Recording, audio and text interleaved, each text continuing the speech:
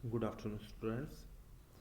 तो बच्चों, जैसा कि आप सभी बच्चों को पता है कि इस चैप्टर के अंदर हमने मिक्सचर को पढ़ा, कंपाउंड को पढ़ा, एलिमेंट्स को पढ़ा, which one is pure substance and which is impure substance. तो उन्हीं टॉपिक्स को हम आगे प्रोसीड करवाते हुए जो हमारा जो नेक्स्ट टॉपिक है that is the process of separation. तो फर्स्टली हम बात करेंगे कि what do you mean by the separation. तो जैसा आपने पढ़ा है कि एक मिक्सचर होता है, उस मिक्सचर के अंदर टू और मोर कंपोनेंट प्रेजेंट होते हैं। अब उन टू और मोर कंपोनेंट्स को जब हम सेपरेट आउट करना चाहते हैं, मींस जब हम दो या दो से ज़्यादा चीज़ों को हम एक दूसरे के साथ मिक्स आउट कर चुके हैं, अब उन मिक्सिंग कंपोनेंट को अगर हम चाहें कि उन सभी कंपोनेंट्स को हम सेपरेट आउट करें, तो सेपरेशन के लिए हम कौन सी टेक्निक यूज़ करेंगे, बस उसी टेक्निक्स को बेटा आज इस लेक्चर्स के अंदर हम पढ़ेंगे। ओके, तो यहाँ पे सेपरेशंस की कुछ टेक्निक्स के बारे में हम डिस्कशन करेंगे। ओके, तो इसमें बेटा जो हमारी फर्स्ट टेक्निक है दैट इज़ इवेपोरेशन। तो आपने यहाँ पे ध्यान रखना है कि किसी भी एक पर्टिकुलर मिक्सचर को ध्यान में रखते हुए वहाँ पे अलग अलग टेक्निक का यूज़ किया जाता है। मीन्स आपने उस मिक्सिंग कंपोनेंट को देखना है, उस मिक्सिंग कंपोनेंट की प्रॉपर्टीज़ को देखना है, उनके प्रिंसिपल को देखना है। ओके, तो उस टेक्निक के ऊपर उनकी प्रॉपर्टीज़ को ध्यान में रखते हुए ही हम टेक्निक्स को यूज़ करेंगे। अब इन्हीं की बेसिक प्रिंसिपल को हम पढ़ने जा रहे हैं। तो हमारी जो फर्स्ट टेक्निक है दैट इज़ इवेपोरेशन। तो ध्यान रहे, इवेपोरेशन के अंदर one of the component should be evaporable, means one of the component should be volatiles and another component should be non volatiles। Okay, मतलब बेटा कि जब भी आप किसी दो कंपोनेंट को मिक्स आउट कर रहे हो, जब भी आप किसी दो कंपोनेंट को मिक्स आउट कर रहे हैं, for example A plus B, तो वन ऑफ द कंपोनेंट यहाँ पे वॉलेटाइल होना चाहिए और अनदर कंपोनेंट आपका नॉन वॉलेटाइल होना चाहिए। अब यहाँ पे एक सिंपल एग्जांपल लेके जा रहे हैं तो बहुत अच्छे से समझ में आएगा आपको। फॉर एग्जाम्पल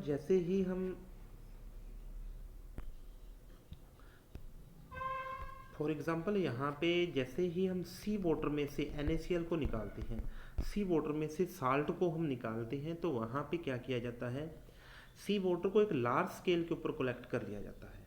उसके बाद उसको ओपन छोड़ दिया जाता है। ओपन छोड़ने के बाद सनलाइट उसके ऊपर फॉल करती है।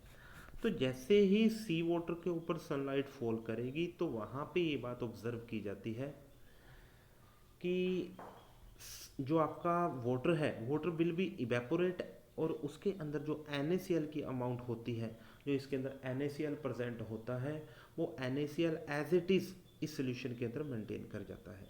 ओके, तो आप इस फिगर के अंदर भी बहुत अच्छे से देख सकते हो, यहाँ पे सी वाटर आपको क्लियरली दिख रहा होगा, और इस सी वाटर के अंदर आप देख रहे हो water is evaporate because water having the volatile nature but NaCl does not having the volatile nature.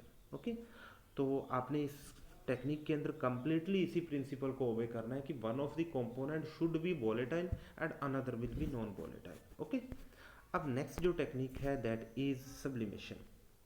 तो ध्यान रहे, सब्लिमेशन के लिए जैसे ही आप टू और मोर कंपोनेंट को सब्लिमेशन टेक्निक के थ्रू एक दूसरे से सेपरेट आउट करोगे, तो ध्यान रहे बेटा, one of the component should B sublimable. Sublimable means one of the component के पास ऐसी प्रॉपर्टी हो कि वो सॉलिड से डायरेक्टली गैस के अंदर कन्वर्ट हो सके।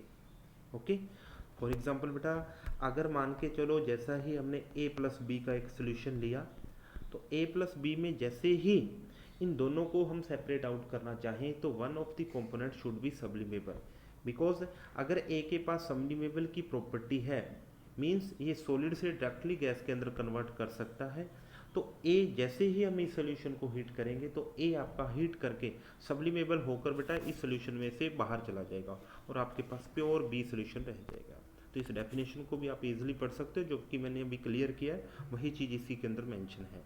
ओके, अब नेक्स्ट है जी centrifugation, that is also most important technique. तो ध्यान रहे, सेंट्रीफ्यूगेशन के लिए एक बार मैं सिंपल एग्जांपल लेके जा रहा हूँ। ठीक है, एग्जांपल के बाद आप देखोगे बहुत ही सिंपल टेक्निक है। तो जैसा बेटा सभी को पता होगा कि हम घर पे मिल्क लेते हैं।